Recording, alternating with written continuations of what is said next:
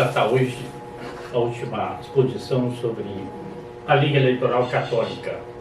E o antecedente, já que nós estamos vendo aí a fotografia de Itararé, é o seguinte: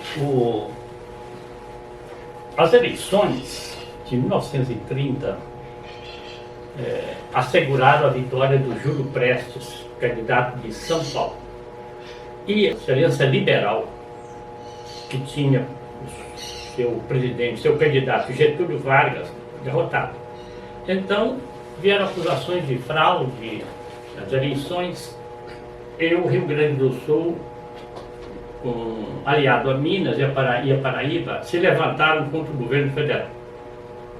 Bem, aí o Dr. Plínio conta nas memórias, por quê? Porque ele tinha contatos com o Washington Luiz. O Washington Luiz era muito mais velho, mas muito contato com o filho do Washington Luiz. E o próprio Washington Luiz, depois do exílio e tudo mais, voltando ao Brasil, ele tirou uma fotografia com os antigos lá, membros do catolicismo e tudo mais. Bem, mas aí o filho do Washington Luiz contou isso para o Dr. Plínio, que quando as tropas do Getúlio estavam, portanto, passaram por Santa Catarina, Paraná, e o Washington Luiz sabia que havia em Itararé uma barreira natural escarpada, muito poderosa até. E, portanto, nós não estamos trabalhando aqui com aviação, nem nada, nem míssil, né? Era a tropa mesmo. Então o Washington Luiz estava mais ou menos tranquilo, porque as tropas estavam subindo, mas sabia que em Itararé ele tinha postado tropas federais, tinha postado a Força Pública de São Paulo, que era muito bem armada. Bem, acontece que o governo era no Rio de Janeiro. E o Washington Luiz tinha, naturalmente, os chefes, né, de comando no Rio, que eram leais a ele. Mas havia um que este filho do Washington Luiz contou para o Dr. Plínio, que ele fez o seguinte: eu estou atropelando, mas eu vou conseguir emendar. Devia ter contado antes. Dom Leme, cardeal, único cardeal do Brasil, que ficava mais ou menos a 2, 3 quadras do Palácio do Governo. Dom Leme foi convidado pelas forças, não é, para convencer o Washington Luiz que o Washington Luiz deveria renunciar.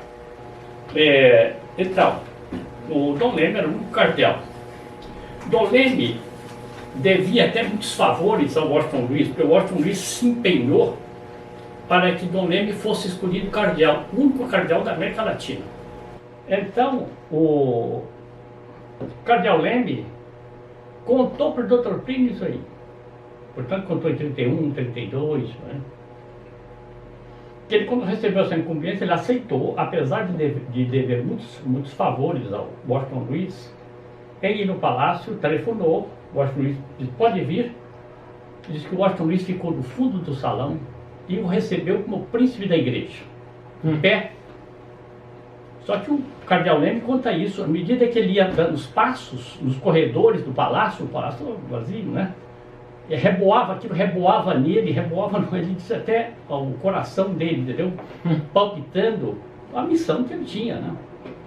E falou para o Washington Luiz. O Washington Luiz disse: não vou ceder. Não vou entregar o poder. Ceder, não. Como? Ele não era homem de ceder, não. Exatamente. Não era homem de ceder. Não vou ceder. Então, certamente, aí eu estou deduzindo, né? Dom Leme insistiu com ele e certamente pôs problema de consciência, né? Quer dizer, o derramamento de sangue só pode ser isso, né? Vai ser por sua conta. Certo que o Washington Luiz resolveu ceder. Então, aí que entra o filho do Washington Luiz, contou para o Dr. Plínio.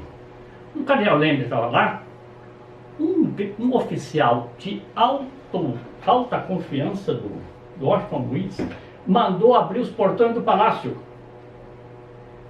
E o filho fala: como é que é? Como assim está mandando abrir os palácios? Meu pai não mandou. Meu pai não mandou isso. Ele disse, seu pai já não manda mais nada aqui. Aí a gente vê, evidente, as tropas estavam lá em Tararé ainda, né, subindo. Tinha essa barreira natural muito difícil de transposta, mas havia os arranjos políticos ali que estavam andando, né? Então, o Washington Luiz concordou em renunciar, mas saiu ali preso. Dom Lênin entrou com ele na limusine lá e foi direto para a prisão, uma daquelas prisões militares, não sei se é Copacabana, onde era. E quando chegou na prisão, e veio o oficial no dia e disse, o que é que o senhor quer comer?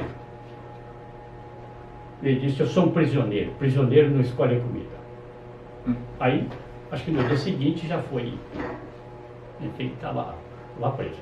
Bem, Mas por que se humilhar tanto assim? como assim? Por que ele resolveu se humilhar tanto?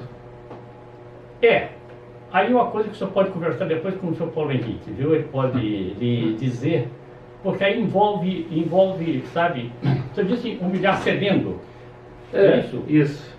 Não, quer dizer, ele saiu do palácio, na hora que ele falou que renunciava, e disse, o filho do Washington Luiz contou isso, então, um oficial mandou abrir as portas, e disse, o senhor não manda mais nada aqui, eu sei, olha, o povo está todo entrando. Bem, acontece que essas coisas todas têm forças e forças, né, Sr. Paulo? O Dr. Pedro explica isso em outras reuniões, ele dá um fundo de quadro, né? Acontece que esta república que foi instalada com a queda da monarquia, né? Ela é uma república em grande parte dirigida ainda por barões do café, senhores proprietários rurais, né? Era uma espécie de uma aristocracia, né?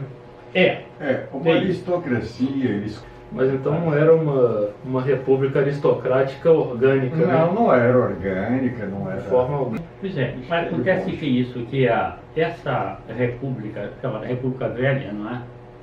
Ela ainda tinha muito tônus aristocrático. E a Revolução precisava dar outro passo. Tinha conseguido derrubar a monarquia, precisava dar outro passo.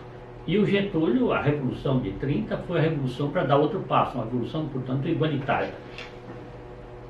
Aqui está a fotografia de Itararé, que era uma esperança, a barreira natural, né, entre São Paulo e Paraná. Barreira natural, as forças que estavam subindo do sul.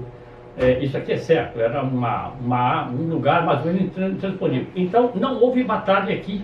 Enquanto as tropas estavam chegando, as coisas foram articuladas no Rio de Janeiro para o Washington Luiz ceder. Bem, então nós estamos tratando da LEC e já tivemos 2 exposições. Hoje eu quero mostrar um documento,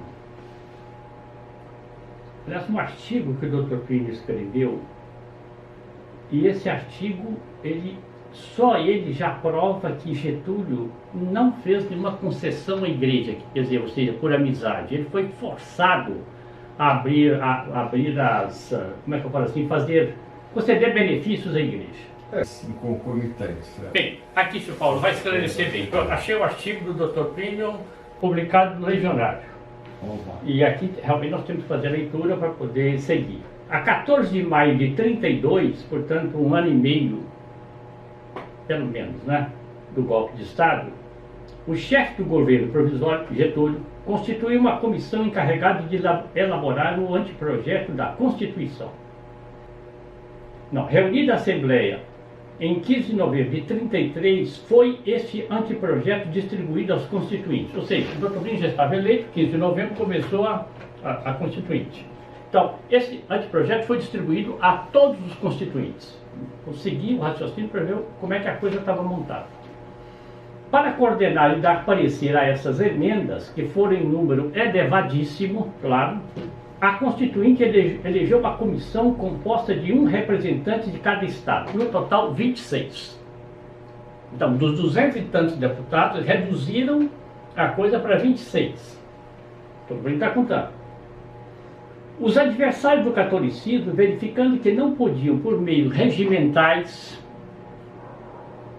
derrotar as teses da LEC encontraram na Comissão dos 26 o instrumento ideal. Aliás, a Constituição de 88, né, seu Paulo? 87, entendeu? Teve a mesma manobra. Mesma manobra. Continua. Como é intuitivo, a Comissão dos 26, eleita pela Constituinte, não tinha outra função senão a de coordenar as emendas. Bem, vamos passar para o parágrafo seguinte. O contrário seria sobrepor-se à comissão despoticamente à Constituinte. Quer dizer, a comissão que foi escolhida pela Constituinte estava se sobrepondo à Constituinte. Olha lá.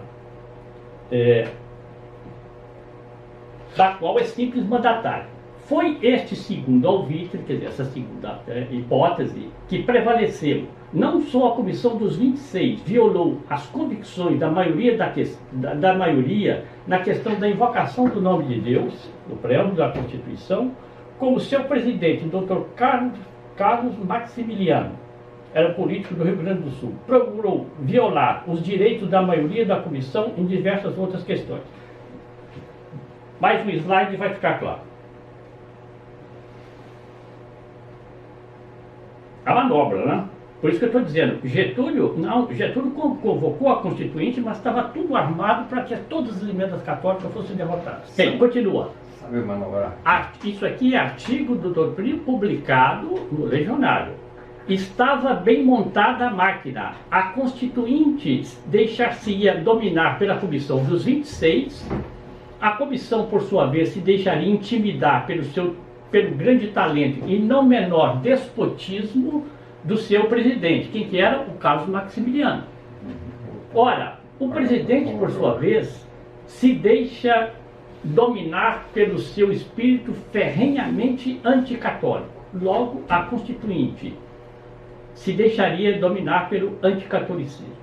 Nessas condições, estaria anulada qualquer atividade dos deputados católicos. Aí que ele diz, quando fizeram a votação, então essa comissão dos 26 estava constituída, eles excluíram, já começaram a excluíram do preâmbulo da Constituição o nome de Deus.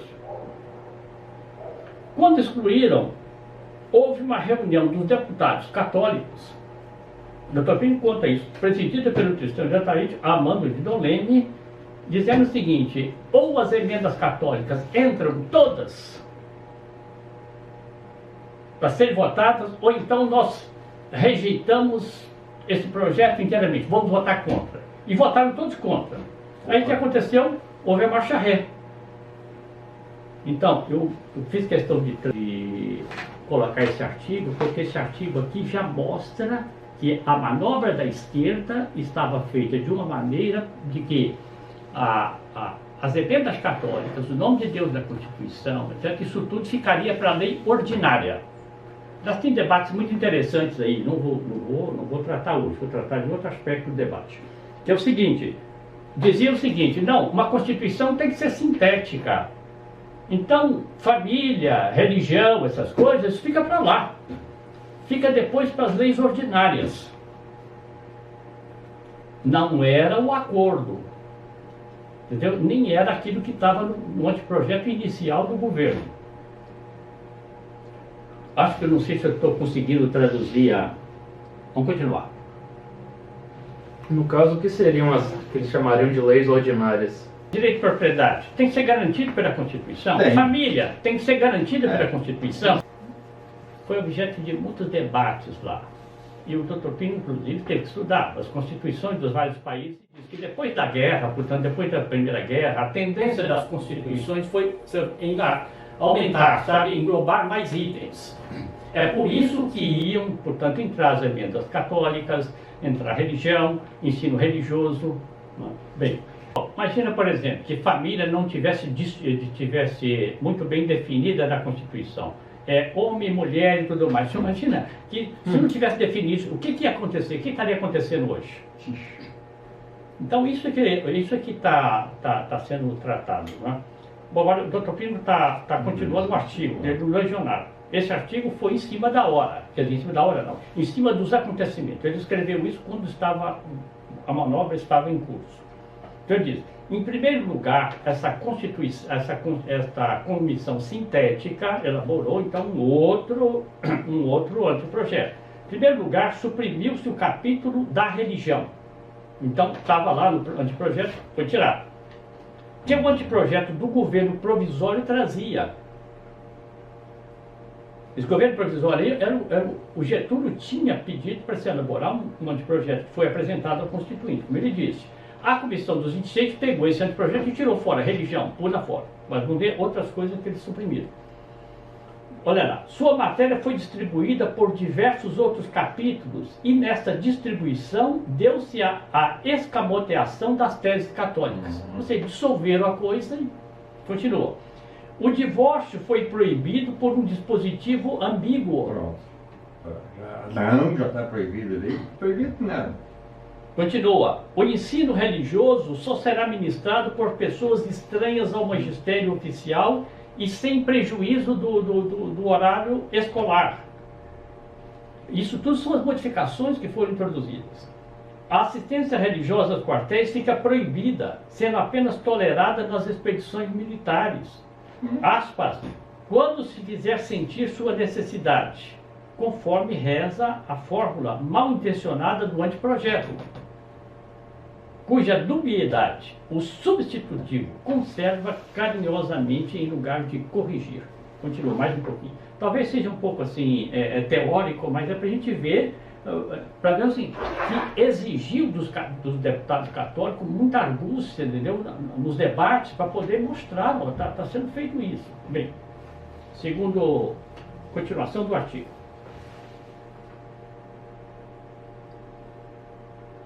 Olha aqui.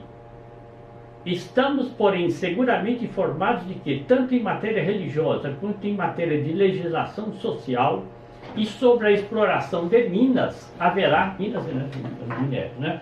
Haverá, da parte da maioria da comissão, uma oposição invencível.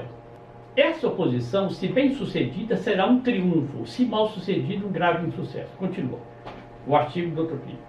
Chegou o momento em que, na hora H, os católicos devem estar atentos à atitude dos seus representantes, ou seja, está pedindo a mobilização, né? Para marcar com o estigma dos traidores os que se arvorarem em pregoeiro das transigências e das prudências suicidas. Ou seja, transigiu com a comissão é traidor. Continua. Chegou o momento em que se verificará se, sim ou não, é possível a experiência que se tentou de confiança no elemento político do país. Artigo na hora H, 4 de março de 34. Veja bem, hein? Em julho os trabalhos estavam encerrados. Diga. Se eles não fossem bem-sucedidos nessa oposição, havia clamor católico bastante no Brasil para... Muito. Aí esse é um outro dado muito importante, viu? Até misterioso, eu estou procurando outros dados que possam corroborar. O Dr. Plínio escreveu uma carta para o Cristão de Ataíde em 32, a data está aqui. Isso é Pio XI, não? Pio XI, sim. Eu vou ler. Exato. Mudando inteiramente de assunto, claro, ele tratou de outros temas antes. Peço-lhe para o que segue um segredo de confessionário. Ponto parágrafo. Sei que vieram de Roma instruções do Santo Padre, Pio XI, para que os bispos do Brasil não intervenham em política. Sei que Sua Eminência, Cardeal Leme, passou um telegrama a Dom Duarte, que era o arcebispo de São Paulo, comunicando-lhe o fato. Continua o Dr. Plínio. Aqui em São Paulo deu-se a tal telegrama, então o telegrama de quem? De Dom Leme ao Dom Duarte, deu-se ao tal telegrama uma interpretação que me pareceu forçada. Nem mesmo a luta eleitoral, tendo em vista os puros interesses espirituais do catolicismo, deve ser dirigida pelo episcopato. Olha, continua aqui para vocês verem o que é que o Dr. Plínio escreve. Nem a luta? Nem a luta eleitoral. Tendo em vista os puros interesses espirituais do catolicismo, ou seja, as emendas católicas, por exemplo, não deveria ser dirigida pelo episcopato. Continua o doutor Pino ao Tristão de Itaí. Peço-lhe que me informe com toda a segurança possível sobre a interpretação e extensão exatas de tal determinação pontifícia. Quer dizer, o Tristão tinha acesso ao cardeal. Quer dizer, aí era a mobilização do Brasil, né? Quer dizer, era, digamos assim, era mais ampla, né? Porque... Mas o lado católico estava muito ponderável, porque as congregações marianas tinham chegado ao auge, né? O próprio Dr. Billy foi eleito assim, quase de... Eles não esperavam aquela votação do Dr. Billy, de jeito nenhum. Então, ele falou, opa, há um fenômeno aqui. E um fenômeno que escapa das nossas malhas. Era um leigo, depois muito jovem, tomando a liderança católica e adquirindo a confiança das pessoas. Não? Por quê? Porque pregava a verdade, pregava a fé, a verdadeira fé. Então causou susto, causou sim. Causou muito susto mesmo. É porque aqui tem uma projeção que foi feita aqui há 2, 3 anos atrás, com a documentação sobre isso. O que foi esse renascimento católico no Brasil? Para de espantar, entendeu? E isso daí preocupava naturalmente a esquerda. Fez a declaração do Oswaldo Aranha, eu li ele publicou isso num dos livros aí. Quando nós marchamos do Sul, em 1930, nós esperávamos, chegando ao Rio de Janeiro, instalar o socialismo no Brasil.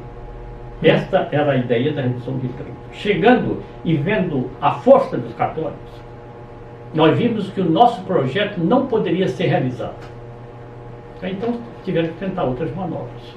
Mas tem muita documentação, em outra ocasião a gente pode pegar. Então essas instruções... Desgraçados, não? Veja aqui. Vamos ver a continuidade da carta? Tá. Continua.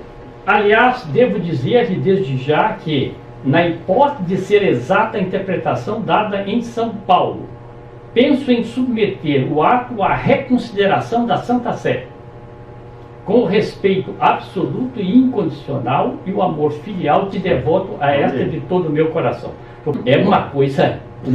É o rapaz de 23 anos que está falando isso para o Tristão de Ataíde. Eu vou recorrer. É puxado não, mas puxado. A visão que ele tinha das coisas. Porque um menino de 23 anos normalmente fala, tá, isso não é problema meu.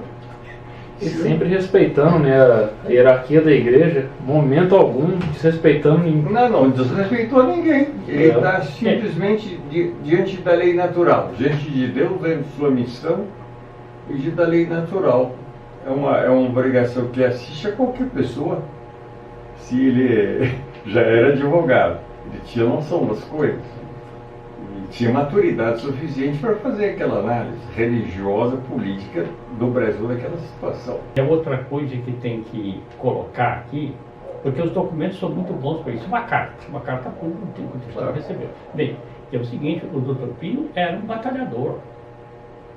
E Tristão de Ataíde, a quem ele escreveu, era um conciliador, como eu mostrei no livro do... Conciliador que o senhor fala, mas como se fosse molengo.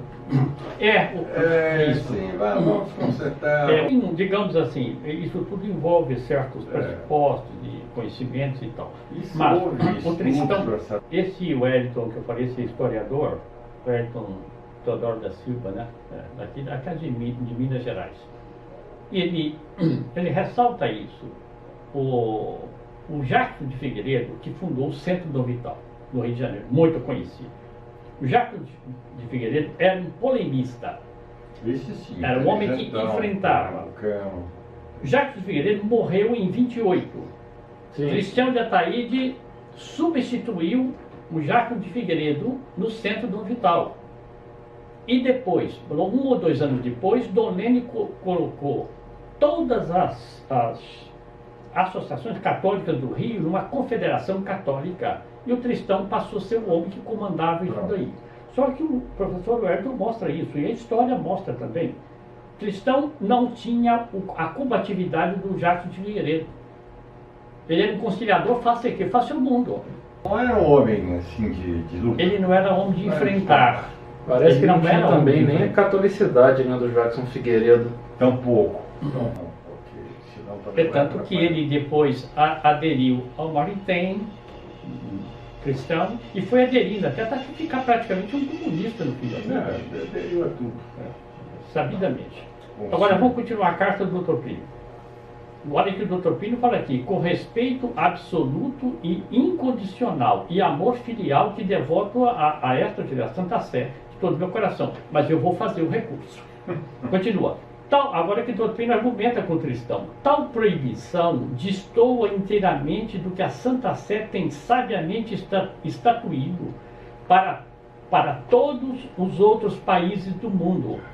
O movimento de São Paulo era essencialmente mariano, ou seja, estava na linha das profecias de Fátima. Estou falando que o movimento chamado movimento católico, que em 28 teve um apogeu, 32 elegeu o Dr. Plínio Molder, o deputado mais votado do Brasil, né? Então, e que estava no auge. O Rio de Janeiro, com Dom Leme, era pró-ação católica.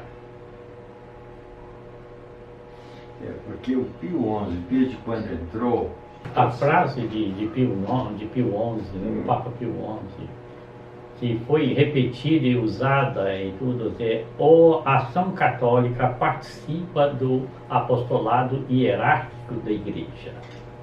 Olha, a distinção entre a igreja docente, a igreja que ensina, santifica e governa, e o leigo é marcada. Nosso Senhor Jesus Cristo disse: não, esses leigos da ação católica participam do apostolado hierárquico da igreja. Você imagina que confusão que dá isso daí. pois é, o Dr. Plínio saiu, né, em defesa desse princípio, em nome do clero, do bispo. Isso era deles. Isso aqui é uma propriedade, é um bem que os senhores têm, que vocês não podem delegar, não tem como Não pode vocês delegar. delegarem isso. Eu que sou leigo, eu não tenho isso, eu não tenho o sacerdócio dos senhores. Por que vocês vão querer me delegar uma coisa para a qual eu não tenho? Nem fui preparado, nem tenho vocação, nem fui suscitado para isso. Mas por isso vocês estão me infringindo, mas eu não. Porque essa missão de ensinar, santificar e sei lá, governar é um privilégio que foi dado aos senhores, ao sacerdócio, E a tal igreja sinodal, né, só veio levar isso aí ao clímax, né? claro, Uhum. infelizmente. A distinção entre fiel e hierarquia, ali.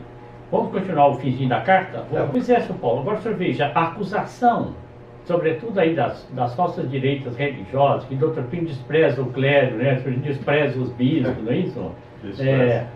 Dr. Plínio e eles... Sim, o senhor vê, não faz sentido nenhum. Quem historicamente defendeu a hierarquia contra a intromissão dos leigos foi o Dr. Plínio, não foi O foi livro clero, dele, entendeu? que o levou ao ostracismo, que levou a não abandona tudo, foi um livro em defesa do clero. Mesma missão. Vamos concluir a carta, pelo menos esse documento Vamos da lá. carta. Da carta do Dr. Plínio, então, por algo que o senhor já está aí. Vou repetir. Tal proibição destoa inteiramente do que a Santa Sé tem sabiamente estatuído para todos os outros países do mundo. E, parece-me, se essa exceção foi aberta em relação ao Brasil, é porque a Santa Sé recebeu da situação política do Brasil, né, uma informação absolutamente errônea. Tá vendo? É o que ele suspeitava também, né? Que nós suspeitávamos. Né? Bom, Aconteceu. Veja a argumentação dele.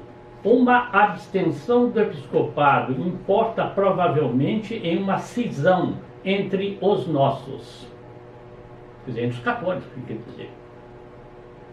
E para nós, cisão e pulverização são sinônimos. Logo, deduzo, a abstenção do episcopado equivale a suicídio. Infelizmente, o senhor bem sabe que essa argumentação condiz rigorosamente com a verdade dos fatos. Isso mesmo. Carta ao Tristão, 3 de março de 1932. Então veja bem, isso aí era propriamente, não é balde de água fria, não. Acabava a reação do Brasil. Olha, o Brasil estava acordando contra essa república. Primeiro contra a a Primeira República, né? E contra a Segunda também. Agora vamos um pouquinho, uma amostrazinha aqui do debate na Constituinte, eu acho que vocês vão gostar muito.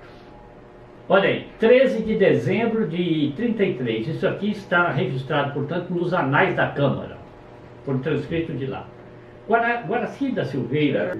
Eu tinha feito 25 anos. Espera um pouquinho. A Constituinte começou em 15 de novembro de 33. Tá certo? Isso aqui tem quase um mês depois, né? Um mês depois. Ele estava fazendo 20.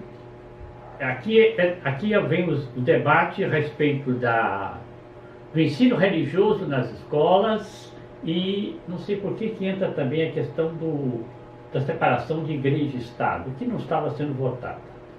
Esse Guaracida Silveira, um pastor protestante eleito pelo Partido Socialista, São Paulo. Um homem antipático, mas veja aqui, São Paulo, as manobras, a gente vai pensar um pouquinho na esquerda de hoje, não é? As manobras dele representam aqui o sentimento da Constituinte de 1891. Olha, espera um pouquinho, já começa. Representa. Quem deu essa representatividade para ele? Pois é. Embaixo, olha, continua, o outro negrito lá. Traduzo também o pensamento dos republicanos paulistas de 1889, que é os que ajudaram a derrubar a monarquia, né? Isso. A luta que eles travaram para inscrever em nossa Constituição, essa Constituição é a Constituição de 91, positivista, anticatólica. Veja aí o artigo 72 da Constituição, 91. Impedindo que a Igreja se imiscuísse nos negócios do Estado, princípio triunfante naquele tempo e que hoje parece periclitar. Aí você está vendo a força dos católicos, porque ele estava sentindo que é isso daí, que a nova Constituinte ia voltar as coisas aos eixos, né? Bem, aí vem o Lúcio Cupira, era um deputado católico, não sei se ele era do ele é Pernambuco. Não, Barreto Campeiro era de Pernambuco, não sei de onde é que ele é. Ou era de Minas, talvez, não sei. Não. Veja os apartes aqui. Luiz Sucupira, orador da minoria, e portanto não pode falar em nome do povo paulista. Bom, mas o homem não cede, continua.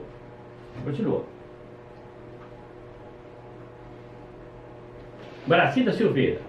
Na Assembleia de São Paulo, né, do Partido Democrático, eram dois grandes partidos, Partido Democrático e Partido Republicano Paulista, eram os dois grandes partidos de São Paulo. Então, Guaraci fala, na Assembleia do Partido Democrático, esse nobre partido que preparou o advento das liberdades políticas no Brasil, está referendo de novo à Constituinte, a Constituição de 81. Na Assembleia de 8 de julho, portanto, de 33, ficou resolvido por 300 votos contra 6 do seu programa, que do seu programa fosse afastada a questão religiosa. Aí o doutor fala, é o centro liberal. É o centro liberal de São Paulo também. Então, por 300 votos a 8, não, a questão religiosa não pode entrar. Agora vem a resposta dos deputados. Por isso que eu estou dizendo, o pessoal foi para lá preparado para debater. Você veja só, parece que fica sem saída, né? Vamos lá, resposta. Senhor Correia de Oliveira, nenhum de nós aqui tem autoridade para chamar às contas o Partido Democrático. Apenas peço atenção para a circunstância de estar me referindo a fato mais recente do que o Congresso, ou seja, o que aconteceu? Qual é o fato mais recente? É que a chapa única São Paulo Unido, a chapa única de São Paulo Unido, pegou Partido Democrata, Partido Republicano Paulista, a LEC, a Federação dos Voluntários, e aprovou uma coisa nessa aprovação. Olha, ele diz aqui, ó, o fato mais recente. Nessa aprovação não estava a proibição da questão religiosa, as coisas religiosas, Então o Topino fala isso. Continua, o Guaraci. Representa também, senhores, o pensamento político do PRP antigo, Partido de Representação Popular, São Paulo. Luiz Sucupira responde, Vossa Excelência quer antiguidade e nós queremos modernidade. Continua, Guaraci. Sabemos que no seu programa ainda figurava a manutenção integral da separação da Igreja do Estado e traduzo, creio, o sentimento do Dr. Washington Luiz, então presidente, né, deposto, que foi intransigente nesse sentido. Aí o Sucupira fala, bom, a Revolução de 30 acabou, de 30 acabou com isso daí. Fizemos aí uma... Eu reconheço que isso tudo envolve pressupostos, conhecimentos, que a pessoa ia pegar no alcance, teria que ter pego, sabe, outras reuniões e tudo mais. Bom, o Moraes de Andrade também, deputado por São Paulo, católico. Vossa Excelência podia dizer pura e simplesmente que representa a sua opinião. Representa a opinião dos seus correligionários, mas de São Paulo e fora de São Paulo, sem chamar a seu apoio ao partido A, B ou C. Porque disse, olha, porque os partidos de São Paulo que entraram para a formação da chapa única, adotaram todos um programa mínimo dessa chapa, o qual é por todos conhecido, programa dentro do qual Vossa Excelência não tem razão nenhuma. Ou seja, esse programa da chapa única, do São Paulo Unido, as reivindicações católicas estavam todas lá, eles iam defender. Eu achei muito interessante, porque eu acho que isso daqui deveria ser dado para esses jovens aqui, esse debate, só os debates, sabe? Para eles verem como é que era o calor da coisa. E isso está renascendo tudo do mesmo jeito, hein? Um pouco diferente hoje, que os debates em Brasília não tem mais a mesma substância religiosa, mas só vê que tem debates, né? Continua o Guaraci. A fim de compreender a natureza das emendas religiosas e o benefício que poderão trazer ou não à nossa nacionalidade, importa lancemos por pouco tempo um olhar ao passado. Em primeiro lugar, senhores constituintes, quero, para estudar o assunto com bastante serenidade, dar a minha opinião pessoal a respeito da religião dos nobres constituintes. Mas perdeu, né? Perdeu a opinião. Sr. Luiz Sucupira, opinião suspeita, porque Vossa Excelência é socialista e, portanto, contra a ordem civil, é protestante e, por conseguinte, contra a ordem religiosa. Isso é desclassificado. Sr. Correia de Oliveira, prefiro ouvir Vossa Excelência dar sua opinião pessoal, a exprimir a opinião que não representa realmente. Vai. Continua aqui, olha. Há uma declaração terminante do bispo de Pernambuco, conforme telegrama divulgado pela imprensa e pela qual se verifica que o que desejam os católicos é a religião de Estado. Era um problema que se discutia muito na época. Senhor Luiz Sucupira, é o ideal de todos os católicos. É que o Brasil tivesse uma religião de Estado católico. Guaraci, é o mínimo que querem. Desejo, portanto, fazer sentir à nobre Assembleia que estamos apenas no princípio da luta. Não sei se esse pessoal... Senhor Correia de Oliveira. Julgo representar bem o pensamento católico e posso afirmar a Vossa Excelência que o episcopado brasileiro não deseja absolutamente a restauração da Igreja e do Estado, pelo simples motivo de que, sendo uma situação em tese ideal, veja bem, hein? Ideal, porquanto reconhece a Igreja verdadeira os direitos que tem em virtude de seu mandato divino, é, no entanto, uma situação de fato que provou mal na experiência que tivemos durante o Império. Eu vou explicar. Pode ser que o respeitável episcopado pernambucano tenha feito declaração no mesmo sentido que fiz agora, e que o nobre deputado não tenha entendido na sua legítima expressão. O que acontece é o seguinte, então, de fato, a situação ideal é a situação de igreja e Estado, mas um país católico como o Brasil. Acontece que mesmo os bispos, o doutor Plínio fala isso em memória, mas aqui está dito de novo, né? Está dito de público. Não queriam união igreja-estado, porque está dizendo, se houver união igreja-estado, virão de novo as interferências do imperador na nomeação dos padres e tudo mais. Uhum. Então, por exemplo, o caso de Dom Vital. Dom Vital foi preso por quê? Porque simplesmente proibiu os maçons de pertencer às ordens religiosas, e preso por ordem do imperador. Então, os bispos tomavam isso, então, olha, deixa para lá essa questão de união igreja e Estado. Mas o doutor Pino disse aqui, em tese é isso mesmo, é o direito da igreja, isso é todo. Então, aí entra a questão que eu falei da conciliação. Se a pessoa vai lá votar, o doutor Pino pode dizer, não, eu sei que os bispos não querem isso, tá bom, morreu o assunto, não, a igreja tem esse direito.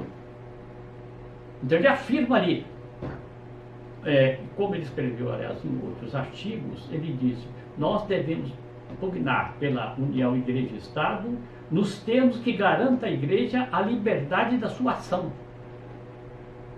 Não é simplesmente, entendeu, né? Deixa de lado porque a experiência não deu certo, então deixa para lá.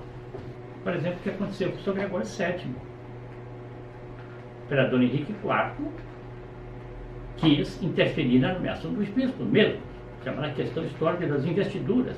São Gregório VII, olha, era o maior monarca da cristandade, era o imperador do Sacro Império Romano Alemão. Isso aí, 1080, não, São Gregório VII, por aí, 80 e tanto. Bem, e São Gregório VII, não, chegou por fim e excomungou o imperador, acabou. Não quer imiscuir? Então a mesma coisa que a igreja pode fazer. A igreja tem esse poder.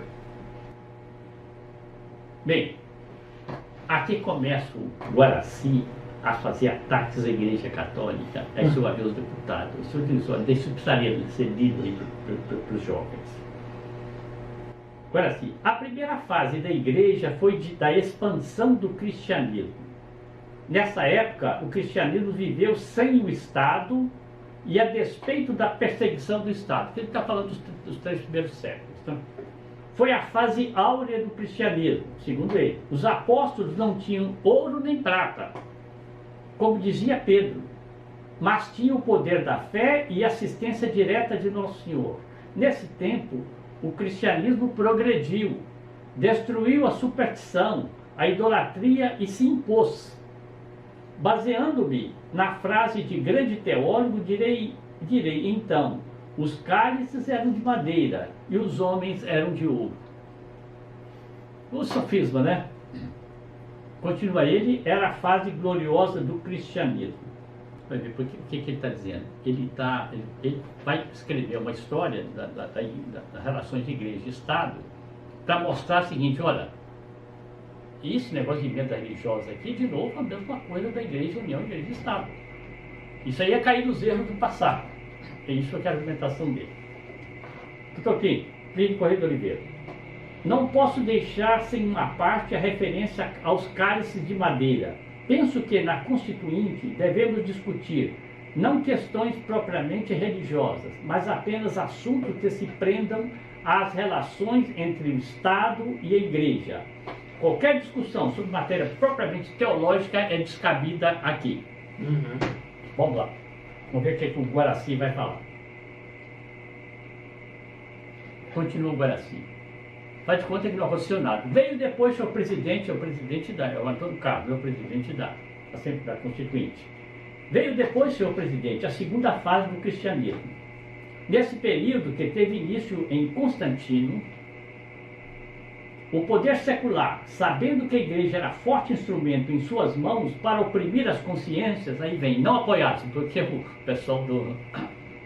Os protestantes eles defendem essa tese, né, da decadência constantina. Os progressistas todos defendem isso aí. Não é só o protestante, não, os progressistas todos. Porque como o Constantino deu liberdade à igreja, primeiro deu liberdade só, não reconheceu a igreja como igreja oficial do Império. O primeiro passo foi esse. E então ele disse, aí começou a decadência, porque a igreja ganhou poder, não sei o que, não é o que eles dizem. Bem, ou seja, para eles só pode existir uma igreja, que é a igreja perseguida, né, debaixo do Costa Fernandes. A igreja nunca foi instrumento de opressão de ninguém. Do senhor Correia de Oliveira. Peço permissão para contraditar o conceito do orador, apresentando-lhe a opinião de Augusto Comte, que é o grande homem do positivismo, né? Inimigo da igreja totalmente. O Augusto Comte, que diz que a distinção entre os poderes espiritual e temporal foi feita exatamente pela Igreja Católica. Não é que usar a igreja disso, não, foi a igreja que fez a distinção. Ou seja, o que é a distinção? Distinção é isso. Pedro tem as duas chaves, a de ouro para todos os assuntos espirituais e a chave de prata naquilo que a sociedade, naquilo que o poder temporal possa legislar e que afetem a moral. Então, se um país decreta o divórcio, a igreja tem direito, obrigação de protestar. Continua. Agora, isso requer um preparo, hein? Certamente. Requer um preparo, requer cultura. Continua. Guaraci Silveira. A opressão a que aludo veio recair sobre a própria igreja. Nesse período, viram-se imperadores como Constantino, que nem sequer eram batizados, presidindo concílios. Vimos papas encarcerados, vimos o poder secular intrometendo-se na igreja. Até nas leis do império, o que quer dizer? Nas leis do império, iremos encontrar o poder secular reservando-se o direito de impedir bulas e de fazer nomeações de bispos. O senhor Correia de Oliveira, o que provocou a reação de Dom Vital, expressão do heroísmo da nação brasileira. Você está dizendo isso, mas Dom Vital continua. Guaraci faz de conta que não aconteceu nada. Continua, discurso dele. Depois dessa fase em que o poder secular dominou, de fato, a igreja, veio a tentativa portanto, da igreja para se sobrepor ao poder secular. Ele está inventando coisas, isso aqui não mostra.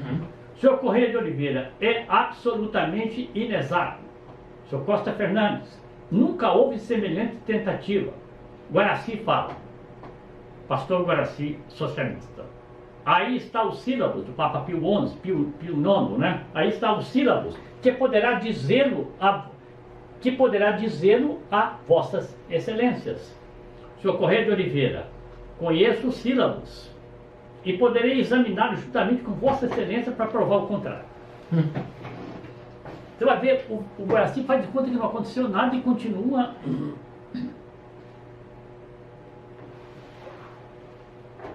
Olha, tal ocorreu, senhor presidente, no momento preciso em que o poder secular dominava o poder religioso. Ele faz de conta, fazem a parte disso para ele, continua. Senhor Correia de Oliveira, aliás, não estamos aqui para examinar a história da Santa Sé, e sim para elaborar a Constituição. Senhor Guaraci da Silveira, põe à disposição dos nobres colegas os livros que aqui citar. Outra intervenção do senhor Magalhães Neto. Perguntaria a Vossa Excelência se combate os dispositivos religiosos do anteprojeto ou se tem por escopo combater a religião católica. Aí, doutor Pinho Correia de Oliveira, se a atacar, repeliremos. Eu acho que é muito importante a gente ver os debates para mostrar o seguinte, isso que muitos autores de monografias, de teses, e mesmo livros publicados por aí, diz o seguinte, o governo de Getúlio foi um governo que se aproximou da igreja. Não foi um governo que se aproximou da igreja, foi um governo que havia uma reação católica tão grande que obrigou Getúlio a fazer concessões. Você está vendo aqui. Hoje, essa máquina que estava montada, quem é que dominava o poder? O Getúlio estava no poder, era um ditador.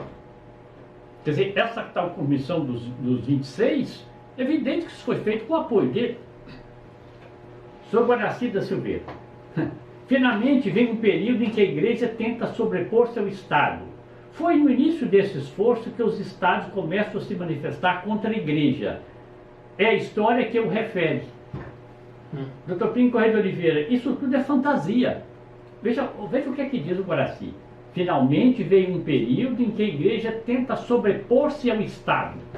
Foi no início desse esforço que os Estados começaram a se manifestar contra a igreja. Então ele diz, Dr. Pinho, isso é fantasia. Guaraci diz, os apartes de Vossa Excelência não destruirão a verdade histórica. Aí Dr. Pinho diz, é história de protestantes. Guaraci, A esse tempo foi que a França, filha dileta da igreja romana, dela se separou. Entendeu? Ele embola, ela se separou. Separou por razões de... o galicanismo, né? Continua. Guaraci, tenho em meu poder todas as constituições da América do Sul, a parte do Costa Fernandes, mas parece que não as leu. Guaraci, e por elas vejo que as Nações Unidas à Igreja Romana chegaram ao extremo de proibir que bispos, arcebispos e padres atinjam a presidência da República e os cargos públicos. Fato, a igreja proibir mesmo, veja bem. Ele diz, senhor Correia de Oliveira, ao contrário das nações protestantes que davam a chefia da igreja ao rei, unindo-se ao Estado e oprimindo o pensamento católico. Bom, recebeu um troco, né? Quer dizer, então, eles até vão dizer aqui, o senhor precisa defender isso aqui na Inglaterra. Prega a separação do Estado, da Igreja e do Estado na Inglaterra. Claro, porque lá, você sabe, né, a rainha é a chefe da Igreja Anglicana. É a autoridade máxima da Igreja. Então, de tal maneira está a união Igreja-Estado e ele pregando contra a Igreja, União Igreja-Estado, quer dizer, digamos, pregando contra as emendas católicas, que seria uma forma da Igreja ter umas regalias, né, na nova Constituição. Continua aqui, outra parte, senhor Oliveira Castro. Durante muito tempo na Inglaterra, os católicos sofriam até incapacidade eleitoral. Guaraci, espero que a intolerância dos ilustres colegas não me perturbe, perturbe a minha exposição. Desde essa época? Eles com essa palavra? São engraçado, hein? São 90 anos atrás. Sr. Lúcio Sucupira, Vossa Excelência deve tratar das emendas e não da história protestante. Guaraci, é preciso, senhores, compreender que a separação foi determinada por milhares de incidentes desenrolados por todas as partes do mundo entre o poder civil e o poder religioso. Barreto Campelo, por que Vossa Excelência não vai fazer a propaganda dos países protestantes em prol da separação da igreja, do Estado laico? Acabou. Agora, eu volto a dizer, o pessoal teve que ir para lá preparado. E a disposição deles de defender a Igreja Católica.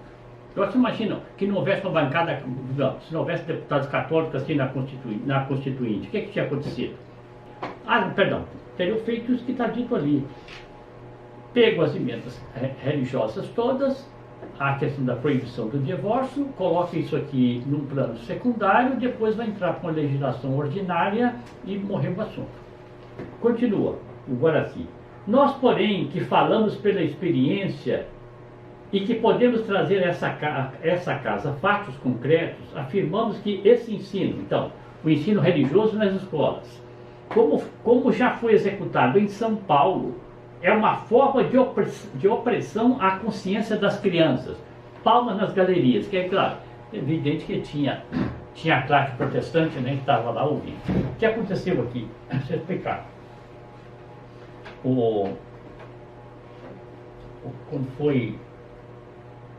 São Paulo teve um interventor, posto pelo Getúlio, acho que chamava Lau. E nesse tempo foi restaurado o ensino religioso nas escolas. E só que aqui tem os documentos que o Dr. Plínio cita, do memorando de Dom Duarte ao Getúlio sobre o ensino religioso, entendeu? Havia pressão para liberar o ensino religioso. Então o Guaraci está dizendo, isso que aconteceu em São Paulo é uma forma de opressão à consciência das crianças. Dr. Plínio Correia de Oliveira, protesto formalmente. Costa Fernandes, permite o orador uma parte?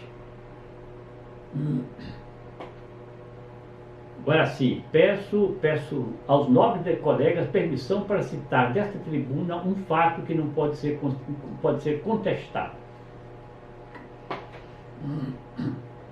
O Costa Fernandes diz, pode citar. Os fatos trazidos por Vossa Excelência serão contestados formalmente dessa mesma tribuna. acho extraordinário que um pastor protestante venha rebelar-se contra o ensino facultativo. É prova que não tem elemento algum para orientar os seus adeptos. Agora já passa para o debate dia 16. Portanto, outro debate. Senhor Guaraci da Silveira, senhores, acusado de ter falseado a história, trouxe agora a documentação. Naquele momento, quer dizer, há 3 dias atrás, né, fiz citações de memória, mas nesta ocasião trago-a consubstanciada e as lerei, se os meus católicos insistirem na arguição. Senhor Correia de Oliveira, permita a Vossa Excelência um pequeno à parte. Quanto a mim, não quero dizer que Vossa Excelência tenha falsificado a história. Quero frisar apenas que o modo por que a escola protestante concebe e muitas vezes descreve os acontecimentos históricos não corresponde à realidade. Não tenho a intenção de afirmar que seja Vossa Excelência o adulterador, o envenenador da história. Vossa Excelência apenas bebe as águas envenenadas da doutrina protestante. Mas, senhor, isso numa assembleia, todo mundo ali estava com paletó e gravata e tudo mais, né?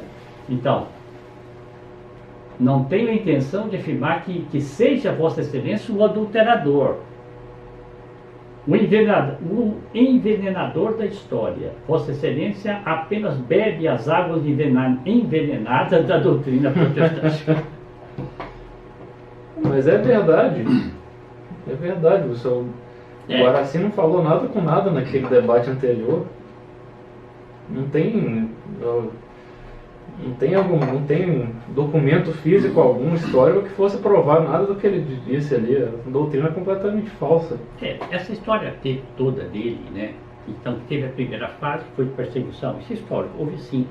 Depois que vem a segunda fase, que o poder temporal submete a igreja. Não é verdade. Carlos Magno colocou todo a serviço do Papa. O Sacro Império foi... O Papa coroou no ano 800, né? E ele colocou a força dele a serviço da igreja. Onde é que ele está tirando aqui que veio a opressão? Houve sim, como o caso que eu disse aqui, do imperador Henrique IV, que quis, né? E São Gregório VII excomungou e ele ficou sozinho. Ele ficou sozinho, não tinha nem ninguém que o servisse mais. São Gregório VII, o tal poder que ele tinha, que ele desvinculou a obrigação da obediência ao rei. Bom, e ele depois teve que fazer uma peregrinação, né, a Canossa, e para pedir perdão a São Gregório VII. Então, são invenções que eles vão fazendo, mas para quê, né? Para impedir que o Brasil tivesse de fato fosse colocado na Constituinte de 34 uma porção de emendas católicas. E foi colocado mesmo. Isso aí não tem é fato histórico. E esta Constituinte, ela deveria eleger o presidente da República, ela tinha um poder máximo, não? E ela confirmou Getúlio, aí escolheu Getúlio presidente. Até então ele era ditador. Ditadura férrea mesmo, para pensar numa ditadura mesmo, né? Ditadura. Então ele foi escolhido presidente da República. Quando foi 37, fim de 37, haveria novas eleições, estava campanha, né, presidencial e tal. E aí ele deu um golpe de Estado e tornou-se ditador de novo até 45.